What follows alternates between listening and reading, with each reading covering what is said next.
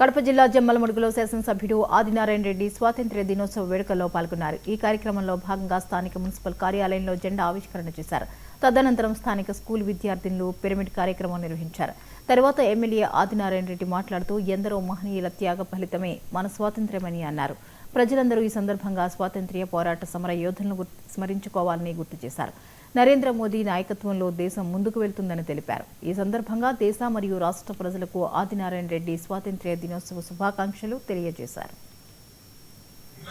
ఎలాంటి దరిద్రం నుండి బయటకు రావాలంటే అందరూ కష్టపడాలి. తెలివిగా పిల్లలందరూ బాగా చదవాలి.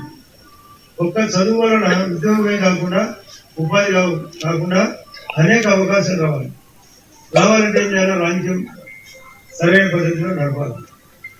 ఇక్కడ ఈ జమనోడు నియోజకవర్గం కావచ్చు, దేశం కావచ్చు, ఇప్పుడే గౌరవ ప్రధాని మంత్రి గారు 12వసారి ప్రాణాయామం చేశారు. తెరపడు నేను వచ్చేటప్పుడు ఒక 10 నిమిషాలు సూచించాను.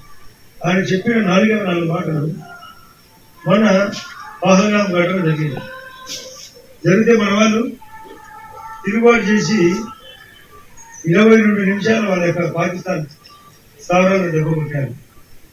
పిల్లలు చూస్తుండగా వాళ్ళ తల్లిని చంపారు.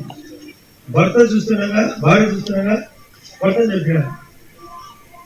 కాబట్టి దానికి తగ్గట్టుగా మన వాళ్ళు 26 మంది